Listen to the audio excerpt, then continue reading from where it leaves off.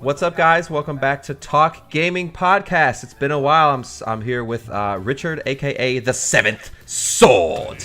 Yeah. Oh, ready? We're playing a little Smash Bros. Going to talk a little gaming, like we used to back in the day. So back in the day, what was it? A couple years ago, before I moved to Florida, we did a low battery.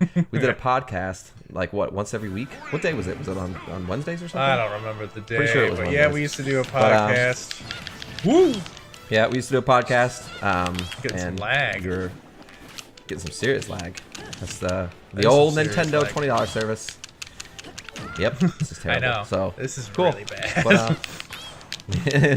But yeah, anyway, so we're back. We're gonna do something a little different this time. We're actually gonna be playing games live as we're talking. Try to focus at the same time. I'm Kirby. Rich is way too good at Smash Bros, but I figured we'd give him the opportunity to show me up on this while we're talking gaming. So, anyways, you're doing pretty good. so on that note, on the note of laggy servers and whatnot, are you familiar with what's going on with Atlas? No, actually, I'm not. I heard it's a pirate game, right? Pirate Okay, game so by the Atlas people who made is- Ark or something. Right. So Ooh, I'm Atlas dead. is, ooh, what's up, Rich? What up, Rich? So Atlas is a game just like Ark. It's basically like a pirate DLC kind of looking thing where it's an open world MMO / RPG. They're going for that more MMO vibe because Ark was just more of a survival game that with servers with a lot of players. Whereas this game is about pirates. You build your own ship. It's kind of like your home. Oh, come on, Rich. And in this game, the servers hold up to, apparently was what they're saying, is 40,000 people on one server. There's no way that's gonna work. Well, basically how it works is it's a big giant map that's broken down I killed myself. into multiple mini servers. Are you familiar with what's the giant space game? Not Everspace. I'm thinking I was talking about it. I thought it was Star Citizen. EVE Online. Sorry. No. Oh, So it's very similar. Yeah, it's very similar in structure to EVE Online, and basically they have one gigantic map that's split into multiple servers, and as you go across the map, you enter different servers. So each server technically has like, last time I checked and played, it was 150 people per server, and there's like tons of servers in the game, and each region is a different server that you enter into live without loading screens. So cool concept, but terrible execution, because basically what happened was, so this game is made by Grapeshot Studios, which is a subsidiary, like second branch off studio from, no, I'm sorry, it was made by Grapeshot Games, which is a subsidiary of Wildcard Studios, who made Ark. So most of the same team, most of the same people. And what happened was these guys branched out, they made this game, and they're talking about how cool it's going to be. So they had a launch date scheduled for, it was 2 weeks after the Game Awards is when they first announced it. And what happened was 2 days before the game was supposed to officially launch, I believe that was like the 12th, I don't really remember, but they were supposed to launch on the 12th. 2 days before it was supposed to launch, it got delayed. They announced a delay for it, which I'm like, all right, cool. And like, they just announced it 2 weeks ago. It's a huge concept, huge plans. On paper, it sounds amazing, but it's obviously going to require some work, especially from a smaller studio. So they delayed it by 2 days, and then on the second day, or the second delay or whatever, they were counting down. They had a countdown on their website that was counting down from like 14 hours, 13 hours, etc., etc. Once that countdown got to 0, and keep in mind there were people that took off work. There were people that were like 200,000 streamers online. It was one of the most highly streamed games at the time. All these streamers were ready to go, ready to rock and roll. The counter hit 0, and there was nothing. It was just complete radio silence. No posts on Twitter, nothing, no announcements, and all of a sudden, 30 minutes after the 0 hit, and everyone was wondering what the hell was going on, they posted a trailer, like a new extended gameplay trailer, and they're like, oh, it's now available on December 21st. So two-day delay again. Wow. So naturally people were furious because it got delayed the first time, which was understandable. Things happen. But then the second time, there was just radio silence, and the worst part of it was it didn't sound like, there was no apology, no explanation. It was just like they tried to pull like the old bait and switch smoke and mirrors, where they just released this gameplay video like it never happened, and there's no apology, not a remorseful bone in their body. It was just like people felt betrayed. It just felt like shit, because they wanted to buy the game, they're excited, and Right, they take off time getting for it, they hyped it up, and then all of a sudden, nope, no game. Yeah, no explanation, nothing. So everyone was like, okay, all right, whatever. So then it was set to launch, I believe, yesterday, and so it actually launched not on time, of course. They kept pushing it back and pushing it back and pushing it back. It got delayed a 4th time, and then they kept saying, "Oh, it's going to be up. Servers will be live in an hour." They weren't, and then finally the game launched just to broken servers. So it ended up not officially launching. So now they're in a state where the servers are down for maintenance all day until they said about 5-6 o'clock p.m. Eastern time. Was what they're hoping for. And then they're going to try to get the servers back online and see if the game is working. So that's the current state of the game. It's just super frustrating, especially for people who paid for the game and aren't able to get into the servers. And things happen. I get it, but at the same time, if there was no explanation or apology as to what was going on when all this was happening, so naturally people are furious, and it's like going down as one of the most tumultuous launches like to date. So have you played? I mean, have you played it yet? Is it out? Right? Weren't you? Yeah. So I got into a server yesterday. Me and Fish Bob got into a server yesterday, and we were messing around, and it looks great. Like the game looks great. It's Ark. If you've ever played Ark, it's Ark reskinned is literally what they're calling it for good reason, which I'll get into in a second. But this lag's crazy. I know. But dude, this is terrible. I know. But and we're paying anyways, for this now. This is like, it's unacceptable. I know. I just paid $20. I paid $20 for this nonsense. I know. Everyone's kind of disappointed with the online in Smash because it's not what there was better features in 4, and people were hoping that we'd have all those features just with better implemented online in this game, but clearly, yeah. On that note, do you think that games nowadays are too ambitious for the infrastructure of the kind of like networking we want to do, or is it just bad programming? Do you think? Because I mean, a game like Atlas is besides EVE Online is like one of the first. I guess the second game to kind of do something like that besides Star Citizen. 40,000 sounds like it's going to be too hard to maintain. I feel like the gameplay is going to be stiff and choppy. It's not going to live up to expectations. That's just my opinion. I mean, you've played it, right? So how does it play? How does Atlas play? I mean, it plays. It's got optimization issues, obviously. Just like Ark did when it first launched. They claimed that the game was going to run as good as Ark currently runs now, which isn't true because I play Ark. I got like 400 hours in that game, and the game runs really smooth now after a lot of years of updates and whatnot. But you suck. But that was just a great. laggy bad match anyway. So yeah, it was a terrible match. Yeah. But the game looks great overall, graphically, because the textures look super nice. It's definitely better looking than Ark, but it just has performance issues stuttering. The AI is obviously just like Ark, it's just kind of all over the place. There's some balance issues they have, literally everything is hostile. Seagulls try to kill you, and I'm like, dude, seagulls, really? Seagulls? So that's a little too much. Dude, seagulls. And I'm not talking one seagull. If you walk past a group of 3-4 seagulls, they're all gonna come at you. They're like, hey, what you doing here? Just pick your eyes out, and they're just get out of here. yeah, and the animations are a little weird. So they fly all around you in this super glitchy manner, and it's just really hard to hit them with anything. And this is at the beginning of the game where you don't have weapons or anything like that. So literally everything's trying to kill you. And I think once they figure it out, it'll be really fun. But they just have so much to answer for right now, and people are just pissed and refunding the game left and right and stuff like that. So I don't know, but that's the state of Atlas right now. It's just a little bit crazy. So I mean, is there anything really cool with the gameplay? Right now. How's the sailing and stuff? I don't know because I haven't been on the server long enough to figure it out. But basically, what happened with me is I got into a server. I met a couple people. The cool thing about it that I will say that it does better than Ark is the massive amount of players on the server, because it actually was working for a little bit. And I met I met a few people. And I met a few people just randomly walking around the world. And the world is so hostile that everyone's just trying to, and nobody knows what's going on in the game control-wise, that they're trying to figure it out. Everyone's actually working together, which is pretty cool. So I met 5 or 6 dudes running around the same. Will you stop with the fucking bombs? So I met a bunch of people that were also walking around the world, and they all were like, "Oh, later, what's up?" Chris. Talking in later, Rich, talking in pirate accents and stuff. And so it was pretty cool, but it just needs a lot of work, and I haven't been able to play it long enough to be able to give an opinion on it. But so far, I mean, if it's anything like Ark, it's gonna be a good time after some time in optimization. But I mean, other than that, yeah, that's basically where it's at. But I know you don't like those kind of games, right? No, I didn't like Ark. I remember I bought it day one and then I returned it day one. I Steam refunded it. It also ran like a bucket of dog piss when you first bought it. So yeah, it did. I get why. And I know you. Oh shit! No! You'll make it. Oh! No, you won't. You dick! Nope, I'm still in the game. I'm still in the game. I'm still in the game. See ya. Stop!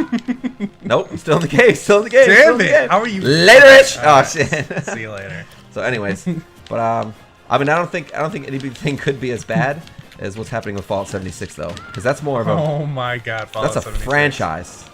Like that's a full established IP. So I really Like, okay. I really wanted to get Fallout 76, but then Jeremy got it, and he told me to wait. And he told me to wait for good reason. Oh, did he? Yes, he did. And he's a Fallout fan, like really big. I like Fallout 4. It was, Fallout 4 was fun gameplay-wise, but I guess it disappointed people story-wise, narrative-wise. People wanted to marry Fallout like New Vegas and Fallout 4, I suppose. You know what I mean? New Vegas's Right. customizability, story, and then Fallout 4's gameplay and stuff like that. So everyone was just hoping that this game would be that, and then just with friends, right? I feel like Bethesda should have just literally made Fallout, with co-op, not online. But they decided to go the online route, and it just seems like it fell flat. And they said that they weren't going to do loot boxes, but now they're doing this whole lunchbox thing, and we don't exactly know entirely what they entail, but they sound a lot like they're going to be loot boxes, and it just sounds like a cop-out kind of thing. I don't know. Have you? Yeah, I have this really. I haven't played it because again, I'm waiting for like a massive price shop and just waiting for them to fix the game before I get into it and like add some more to it. Well, Some it's like down to $30 now, right? Because that's crazy cheap now. For it just coming out, that's already a huge price drop. It is, but it's not good. And what I think was going on, and the reason why there's so many microtransactions, and the reason they have lunch boxes and stuff now, is because they haven't. I feel like personally they're gonna do it anyway at some point, but I feel like they rushed it out now because they're not making as much money as they'd hoped off the game, as they predicted. So I feel like they're doing that to just kind of make up, for lost time. And the thing is that they swore that they weren't going to be loot boxes, but of course, like you said, they come up with these lunch boxes and stuff like that. And nobody really knows what exactly they're going to have in them yet, but I'm assuming it's going to be things like cosmetics and boosters and things like that, Probably. And it's safe to say that it's going to be something you can... Oh, it's probably not going to be pay-to-win stuff, but it's still going to be, monetization. Yeah, monetization to a sense, and after they said that they weren't going to do that. But, now there's microtransactions that everyone's up in arms about. It's like the latest controversy. You destroyed me this entire round. Well, yeah, there's no lag this time. Shut up. But now they have these DLC packs. So basically how it works is, what pisses me off about this game, Fallout 76, and what I'm reading, is that they have atoms, right? So the atoms, ATOMS, just like in the game. Oh yeah, they already have microtransactions, the currency, right? It's the in-game currency. It's the in-game currency, right? And how it works is, I think it's 500 or 600 atoms for $5 real, right? And now in this game, they have different, things you can buy. For example, they have like pajamas for your guy that you can buy for $5. So 600 atoms, $5 real, right? So some of these people are freaking out because some of these packs, like for example, they have this one. It's called like the Santa skin bundle or something like that. And it's just like a little holiday bundle where they have like little Santa skins, things like that, like holiday emotes and stuff like that. And this download is $30 in real cash, 3,000 atoms, right? But their sale price, the on-sale price right now, is $20, so 2,000 atoms. Okay. And they have these DLC boxes that are almost cost more than the whole fucking game. That's ridiculous. So people are like pissed. People are pissed because they're like, dude, you said you weren't going to do this. You did it. And now you have DLC that costs more than the game. And like these skins, dude, there's like pajamas. And like you can get like a little photo frame in your house for like $2 or like $5 real. It's 500 or 600 atoms, which is $5 real for a photo frame that you put in your little room. And so people are pissed. And like honestly, I know that they're optional. You don't have to buy them, but at the same time, it's just like they lock a lot of that shit behind a cage. And there is a way to get atoms. You do get atoms as you play the game, is from the research I've done and like feedback I've gotten, is you get atoms as you play the game. Okay. But obviously it's really slow. It's like a free to play game, dude. Like they're treating it like a free to play game when it's supposed to be a fully fledged $60 title that's already had issues. Like especially with the cargo bag and shit like that. Like a lot of broken promises, a lot of just like poorly executed ideas, and now they're treating it like a free-to-play game when it's not free-to-play. And that's what's pissing people off the most, is that they're charging $30 sale price right now for the game, $30, $40, and then they have all the shit locked behind paywalls and like a half-finished game. And I felt like it was just super rushed just to get it out in time for the holidays. So it's just not a good look, and it sucks because I really wanted to like that game and I really wanted it to be good because I had a decent time with Elder Scrolls Online. Didn't you play that for like a minute? I did play it for With a us? minute. I just have a hard time with MMOs and online games in general, it seems. I mean, I first heard about, oh shit, when I first heard about when they first announced Fallout 76, I was like, oh cool, so it's gonna be Elder Scrolls Online in the Fallout universe. I'm down for that. Like, me and Brandon were talking, some other people were like, yeah dude, we're totally down to get that. Like, we liked Elder Scrolls Online. We had a good time with it. It was well made. But then they started it was like they were stripping parts of the game away and selling us the same thing for like half of the game for a full price. So they're like, oh, by the way, no NPCs. So I'm like, yeah, what is the no point NPCs of taking out the NPCs? Is so weird. What's the point of taking that stuff out? That's where the connections come from, and like the quests and stuff like that. Like, and it felt like this hollow shell of a game to where they just give you this map, put a bunch of horrific AI, ads in there, and they say, cool, run around with your friends, kill stuff, and go pick shit up. That's literally what the game boiled down to. And so, like, people were just furious because, especially it's a Fallout IP, and so it's people's beloved franchise that they just literally felt like they wrote the idea of it down on a napkin and threw it out for everybody. And so it's just it's just disappointing at the end of the day. So I know. I mean, there's it's a so many bummer. other ways they could have implemented it, right? Like, it'd be cool if you could actually choose to be someone who can give quests and someone who takes quests, and you could actually join different factions, and if you killed someone, you became a raider, and, like, you were labeled as a raider, or once you did something, like, negative enough, like, there's a lot of potential there, definitely, but I just don't think that they've mapped it out enough yet. yeah, and like I've been following it and stuff, and they've been coming out with some updates, like to increase the stash size, and like your encumbered size and things like that, performance optimizations, things like that. But I think the biggest issue is that since their thing, yep, I just shit you out.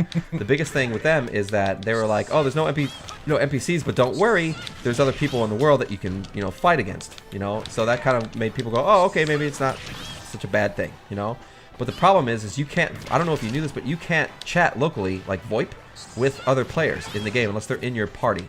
Oh, really? Did you know that? No. Yeah, like unless they're in your actual PS4, Xbox Live party. So, or PC party, like Discord, whatever. So people are pissed about that, and then at the same time, do you know how the PvP works? Have you looked it up? No, I have not. Get this shit, right? So how this works is, and if you want to fight somebody, so if you and me are just messing around with Fallout, we don't know each other, but we come across each other, and I say, hey, this dude looks like I could just whoop his ass, I want the experience, I want the loot, whatever, let me fight him. So how it works is, if I shoot you in the face, right, it doesn't do you any damage, it doesn't hurt you, right? But it sends you a notification saying, oh, this guy wants to PvP you, And so in order for you to fight me, you have to shoot me back. Oh. Right? And very similar to Borderlands. Remember how Borderlands Yeah, it's did it? like the duel, right? Basically, like you agree to a duel. Very similar, right.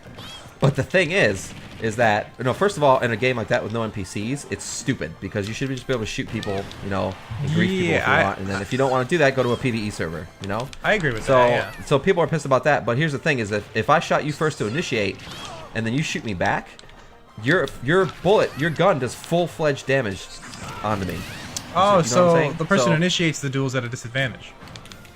Yeah, exactly. So I initiated the duel, but I'm at a disadvantage because the next shot you take at me to initiate is going to do a ton of damage to me. So what people are doing is they're getting challenged, later Rich, they're getting challenged, and then they're just waiting for a minute and then following somebody around with a shotgun and then just blasting them in the back of the head and killing him in 1 to 2 hits, like right as the duel starts. So people are like super upset about that. And it's just so many little things that I'm like, what the fuck was going on over there at headquarters that you guys thought this would fly with gamers? The next shot like, should be like duel challenge accepted, and then damage happens. That's yeah, and so basic. Like a countdown timer, or something, or just let people just go havoc and just go, yeah, shit and start killing each other like a multiplayer exactly. game, But and then the worst part is that there's no reward for fighting. Like, I don't know if there is now, I haven't checked, but from the last thing I heard, you don't that get there's like no sort of reward, no XP. They don't no drop loot. like loot or anything. No, like a version nothing. of a gun So that they there's, have. Like the player shouldn't lose their gun, but they could drop their gun. You know what I mean? Right. And it sucks because it feels like the PvP from like Pokemon Go on my fucking phone, which is a free game, And like Right. it's like it just doesn't make any sense. And I love Pokemon Go, I'm all about it, but also it's free, I get the same experience on a free mobile game, which is what sucks. And it just feels like just the laziest cash grab of a game, just to milk the Fallout franchise, just the name. And it's just super disappointing because I love the Fallout franchise, especially New Vegas. Fallout 4, I tried to get through. I couldn't beat it all the way. I got really close, but I just got bored. And so I wish Bethesda would get their head out of their ass and just figure out what they're doing with it. So that's the state of that. Yeah, later, Rich. you thought you'd stock me, didn't you? Nope. No, not with Roy. Not today. I need to change my character. I'm gonna try different guy. But yeah, that's just sucks. It's just super disappointing, and that's what makes me worried about games like the next Destiny, Anthem, things like that. Because I'm just like, the game industry just feels like it's going in this direction, like the state where everything's just kind of a cash grab. Everything is trying to be like a game as a service. You know what I mean? Like everything is just trying to last out. Like back in the day, you know, you made a good game, you made as much content as you did, and you jam packed it, and then people beat it, and you made the next one. And now it's just going on like, let's play this game forever. Let's make our game last years. You know. And the thing is, it could be done right. You could do games as a service correctly, but I think people just get. I mean, it's in the experimenting phase where people are trying to figure it out what people want, and I get that. The problem with games as a service, like Fallout. Well, for games like Fallout, there was just no attempt. It feels like. Yeah, I mean, the problems with games as a service is that like a lot of them feel hollow. Like Destiny is fun, but it just feels empty. The world does not feel full. It's just NPCs that just all have these menus where you go and you collect items. It just doesn't feel like you're really doing much. The gameplay is solid and you playing with friends is fun, but I don't know. It's just something about it just feels off, you know. And I really am worried about Anthem because I feel like it might end up being the same, but at the same time it's BioWare, so if anyone can do it, it's them, right? But then they have EA, so who knows? Like, what do you think about Anthem? I want to love it. Like, I hope it's really good. Here's the thing, and I think most people feel like that because I'm not sure who to pick my character.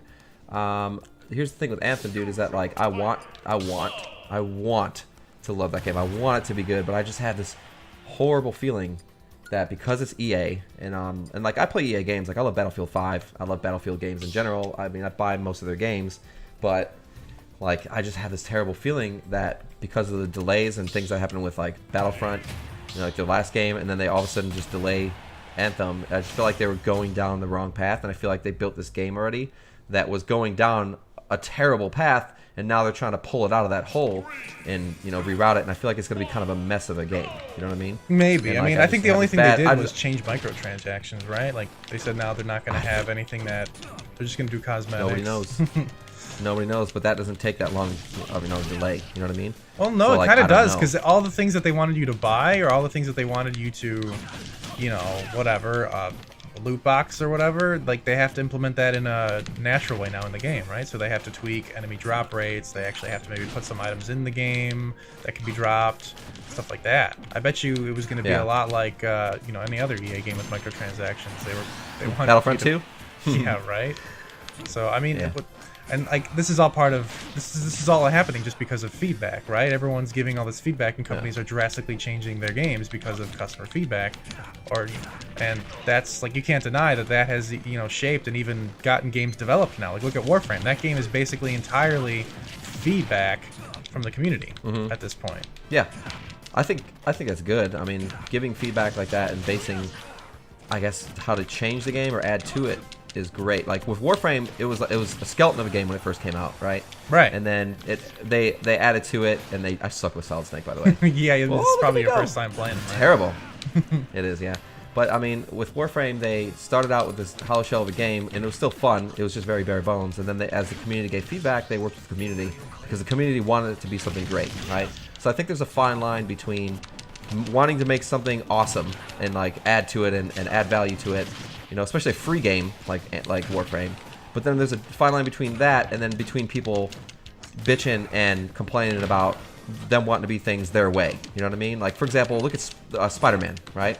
So Spider-Man is great, awesome, best game, like one of the best games on PS4, amazing game. You agree? Yes, right? I love Spider-Man. It was fantastic game. Fantastic. Right? I bought all the DLCs. Like, one of the only games I'll buy DLC for. I don't really buy DLC, but that game I bought all of it, beat it all, and it was worth it. So for that game, they couldn't have released a better Spider-Man game, right? And so what happened was They have how many outfit skins do they have for Spider-Man? Like 20 something? So many. So many, right? Like more than we ever could have asked for. And most of them have their own unique abilities, which is crazy. So right. So they have these awesome skins in this awesome game. They couldn't have gotten any better. But then people, of course, weren't happy. And so what happened was so Insomniac Games was getting death threats. They were getting people threatening on uninstalling their game and just hating on them super hardcore because they didn't add the Tobey Maguire fucking Spider-Man skin, Sam Raimi skin from the Spider-Man movies with Tobey Maguire. So that's where it's bad. That's where it's like that shouldn't have happened. That's where it's bad. Right, because people are just feel like they have some sort of sense of entitlement, and these guys worked so hard tirelessly on this game, and people are still not happy. And then they're getting death threats, they're getting all sorts of shit because they wouldn't put the skin in the game. And if you look at Insomniac's side of the things, they wanted to announce it. They wanted to say it's coming, it's coming, it's coming. But because of licensing and deals and with Sony and whatever, right? Because that someone designed that suit, it belonged to somebody else. They didn't have the rights to it. They had to get permission and license it out or whatever. There's a lot of red tape they got to go through to get that just even in the game. It's crazy. And I think that kind of that's the fine line. That's that kind of harassment and that kind of like berating of developers and stuff.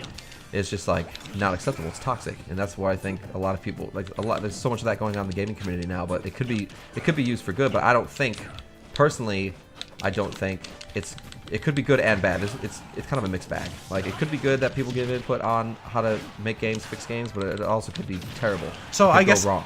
Yeah. So like in Halo 5, for example, they're actually Halo Infinite technically. It's Halo 5, but Halo Infinite.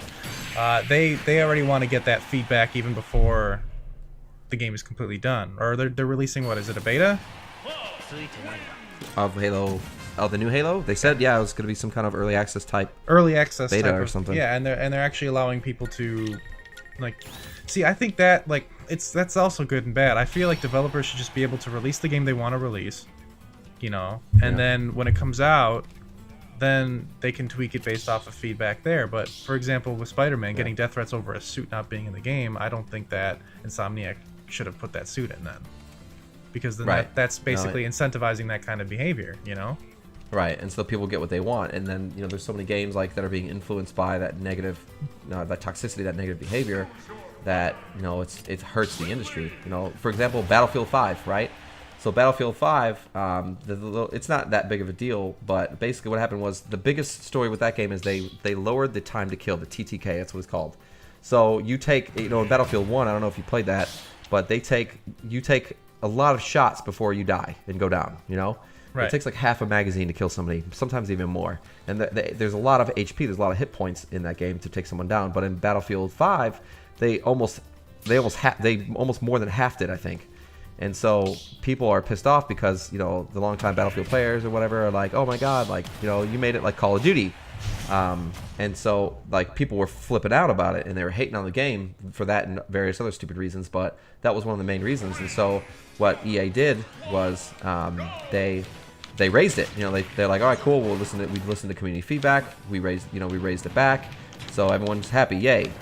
And so turns out that made the game even worse. It didn't make the structure good, it didn't flow well. So because they listened to the feedback, people were even more pissed off, the ones that actually enjoyed it, and the newcomers to Battlefield, that they lost a lot of those players. And that's why that game is also on massive sale all the time now, because they lost a lot of people, from doing both ways. So, but now they just released a statement saying that they're gonna, they're coming out with 2 different game modes, a core mode and like a hardcore mode. So the core mode is the mode where I did you dirty there, Chris. Yeah, that was shitty. The core mode is where you take the damage you did when the game launched, and the hardcore. The hardcore mode is I don't even know if they're calling it hardcore or something else, but there's another mode with raised HP. So they're making both people happy, but at the same time, it's because they listened to the feedback and gave in to people bitching about it, they lost a lot of the players that came over to the game. Right, they lost a lot of players that came over to the game and pissed off a lot of people that came over to the game just because of that. Honestly, that was the main reason I bought that game, because I loved the fact that the time to kill was so small, so much shorter, and it encouraged more tactical play. Right. That made more sense in Battlefield. Right, and so because it was going about realism, one shot, one kill, or 2 shots. That's what it was about, right? Yeah, I don't know what just happened there, but yeah. So it encouraged realism, encouraged more tactical play, which is what Battlefield's all about, you know? So EA backtracked, and they said, okay, cool, you know what? Like, you know, things are meant to change. Sometimes changes are good to bring on new players. So what we're going to do is we're going to release 2 game modes. One's core, one's hardcore. One of them has, you know, regular HP as it did when the game launched. The other mode has, you know, raised HP for people who love Battlefield 1 and whatnot. So they ended up fixing it, but still it didn't do him any favors. And I think that's, dude, this sucks. What the fuck? But I just think it's a big problem, you know? Yeah, same thing with this game too. Sakurai was getting death threats about not having Waluigi in it, and just for that reason, I don't think that he should make it a character. You know? Really? Like, yeah, he was getting death threats for that. Isn't that crazy? Wow. Yeah, that's crazy. And I mean, he's an insane. assist trophy now, so I mean, it's possible he could still be put in, but I just, again, I don't, like, if they wanted to put him in the game, then they put him in the game. Like, they had, so there's a proper way to do it, right? Like, Nintendo did a survey, and they based DLC characters off of, you know, this survey and stuff like that, and that's a good way to do it, you know? Because that was DLC characters. That wasn't part of the main game, that was just, you know, additional content that was all after the initial launch. Does anybody play Waluigi? What do you mean? Does everybody ever play as Waluigi? Like, is he even worth putting in the game? Well, I mean, the reason why is Wario's in there, so it's like there's Mario and Luigi, so Wario and Waluigi, they're a pair, right? Oh, give it. It makes sense, but it's just like it's still death threats are not. That's not the right way to go about it. You can, No, you know, that's not the right way to go about it. requesting a developer to add in something polite, you know, like in a polite and respectful way, that makes sense. But all the death threats and stuff, no, that's just that's never terrible. okay. Yeah. Especially when it comes down to video games, because then you adhere to the stereotype everyone thinks about games making people violent and shit. Yeah, I mean, I think feedback is necessary, but I mean, you have to look at when games were originally starting out. It was just developers and their dream and what they wanted to make, and we got some really eccentric games like Metal Gear Solid. Could you imagine if Kojima was like, "Give me feedback on this Metal Gear Solid idea"? It wouldn't be the game it was when it was released. No, not at all. Neither would any Rockstar game. I mean, Right? Rockstar. Look at Rockstar Games. They don't talk about anything. They don't release any info on, you know, on purpose. They keep tight-lipped, you know, tight ship. They don't release any info on a game until right before it comes out. And then look at the quality of the games they put out. I mean, literally every game they've ever put out, dude. Like, they made a fucking table tennis game that got like 9 out of 10 on like IGN and all these other review companies. It was like the best table tennis game ever created. So it's just like, let them do their thing, dude. I mean, obviously some people try to pull, you know, the rug out from under you, like Bethesda and Fallout 76, and that's when it's okay to just be like, yo, what the fuck, you know, change this, change that, and then they need to listen to the community. Because the game right, just because literally if the game is literally not fun and it's not serving its purpose anymore, then yeah, obviously. And there's a place for feedback. It is a good thing. But I think starting out of the gate with it right away, I mean, I don't know. I think you need to roll out your game, and then you listen to feedback, and then you look at and then you have to be careful too, because sometimes the loudest voices aren't necessarily the majority either. It could just be like, you know, a very small community of people that don't like it, but everyone else is like Battlefield, for example. Most people actually like the original way it was, right? But for some reason, like, the minority got the majority in that one. Yeah, so I don't know. It's just weird, but I think there's a time and a place for feedback, and I think it's good when you want to make a game better, but I don't think it's good for creating a game. You know, like everyone wants their dream game, but at the end of the day, dude, nobody's gonna ever get their full 100% dream game with everything in it. You know, I know. I don't think such a game will exist. And like Grand Theft Auto was the closest thing everyone wanted to, like, you know, full-fledged open world multiplayer game like GTA Online. You know what I mean? But imagine if Rockstar had bent over and was just like, hey, what do you guys want in this game? You know, is there anything that's not acceptable that you guys don't want? You know, imagine how that game would have turned out. Right. It wouldn't have been GTA. It would have been like Lego fucking GTA the game. I think where feedback is the best is online gaming, because those things have to be tweaked. You know, a single player game with story and stuff like that, just let the original artist make what they want. You know, this original creator make what they want, because online you have to balance this stuff. Like this game, like there's online modes that are clearly missing that would make the game better that should be in here. I don't know why they didn't implement them. You know. Oh, you mean like co-op online versus bots? Co-op online, co-op online versus bots. Co-op online on separate systems. We can't. That shit should have been. That should have been. Right. The primary reason I bought this game is because I thought you could do that. You and I should be able to go online together right now and fight another group of 2, but we can't. I mean, we can, but we have to do it through the battle arena, and people have to join our room. There's no just auto matchmaking, which there needs to be. Yeah. And then the Elite Smash is a joke, because you can fight anybody with items on or off, or 4 people or whatever. There's no just you know, duel mode where you fight one-on-one, like 3 stock, 7 minutes, done. Yeah. I don't know, man. Like, I don't know. Well, it's Nintendo. Like, at this point, like, I kind of give up on their online play until they figure it out. Because I don't even think they know what they're doing like, everyone with was excited because they were charging for it, and it's like, oh, does that mean it's I mean, here's the thing with Nintendo. This has been better, though. Like our last matches, yeah. our first match was laggy, but these last ones have been better. So, to Nintendo's credit, like, there is more stability than there was before. And to go back to what we were saying about, like, you know, allowing people to give feedback about games and stuff like that, I think Nintendo's doing the polar opposite. And they're taking it to the point where they literally don't give a shit. Like, well, yeah, they do. So actually, like, they update you know characters in this game. They like in Smash 4, they would make changes to characters, and they wouldn't even tell you what characters they changed. In this game, now that they say, well, we changed these characters, but they don't tell you what they changed. People just have to figure it out. Right. There are entire sites and forums dedicated to analyzing what changed frame by frame in these games. It's nuts. Yep. and what I mean by that is I feel like, you know, Nintendo's in like their own world, and they're kind of like they know that they're like the grandfather of gaming in a sense, besides Atari, but because they're like the only ones around still. But like I feel like they're like the cranky old man of video games, you know, like the stubborn old cranky man, because they know exactly what people want. They know that people want to play against bots online and online play in games and stuff like that. And it took them this long to launch an online system. Like they could have done that shit on the Wii, you know, and had like full multiplayer games on the Wii. Well, but the Wii had online. It's just kind of, but it's not. It's always been like an afterthought. I know. You still can't. I think that you still can't. I can't send you a message on the Switch. I can't. Yeah, right. You know, I can't talk to you voice chat on the Switch. That kind of stuff. Like it's so weird that I have to basically call you on their app. It's like, why don't I just call you on my phone then? Like, yeah. Actually, we're using and Twitch. That's even a hassle. Now Twitch is getting discontinued. So now we're gonna have to go back to Discord. By the way, he's talking about Curse/Twitch, the chat client, not actual Twitch. Yeah. Just to clarify that.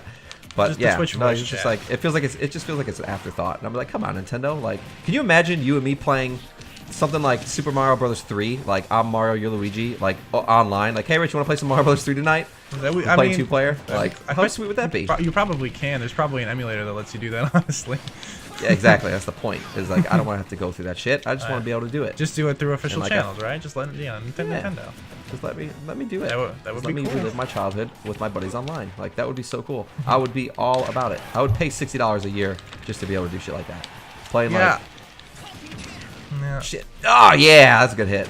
Playing what's some other good games that you could play? Like original Mario Kart online. Like, can you imagine that? It'd be hilarious. That would be pretty cool. Original Mario Kart. Games like Silkworm. You mentioned Contra. Playing Contra with a buddy online, like co-op. That would be pretty good. So cool. I'd be all about that. Ooh. So I don't know. It's just more. But no, I mean, like, do you have any projections, any high hopes for 2019 since we're ending out the year? I mean, there's a lot of really cool games coming out. Kingdom Hearts 3 is coming out. You know, that's beginning of January. Is it though? January 29th. It's already gone gold, I think. So. Then there's Sekiro, Shadows Die Twice. That's in February, I believe. Or is it March? Anthem, of course. Division 2. I'm excited for that. Division 2, I know. I mean, there's so many games. So I mean, there's a lot of high hopes for 2019. And there's even rumors that the PlayStation 5 and stuff is going to be announced in 2019, but we'll see. Ooh, we'll say that for another podcast. Oh, definitely. There's going to be so much talk gaming going on, so... oh yeah, and we plan on doing this every Wednesday. We're gonna just I'm just gonna say it now. We're doing this once a week, Wednesdays. So look forward to talk gaming, and and me kicking Rich's ass. That was actually really nice, Chris. You're gonna get so good at this game because we're gonna just play this every Wednesday. Nope. Well, so every Wednesday, every Wednesday I'll say it. So I'll put it out in the air. So we have to do it. But every Wednesday. When we drop a podcast, we're gonna be playing a different game than Smash. Not always different. We'll go back to some games too. We'll come back to it. Yeah. We'll come back to it. We gotta find games that are good to talk while playing, and it's definitely a balance. But I mean, I think that was a pretty good first episode, though. What do you think? Yeah. I think we're done. I think it was pretty good. I hope everyone liked it. But yeah. But thanks for everyone for hanging around, for sticking around. Thanks for being a part of Talk Gaming. We love when people communicate and add their feedback. Post things on there. We want to get it more of a vibrant group. We want to add a lot of people on there, just because we feel like it's a home for people to share funny memes, cool gameplay videos, news updates, things like that. So if you guys have anything, drop us a line. Don't drop any info you have in there. But other than that, thanks everyone for hanging out, and we'll see you next Wednesday. Yeah, see you guys later.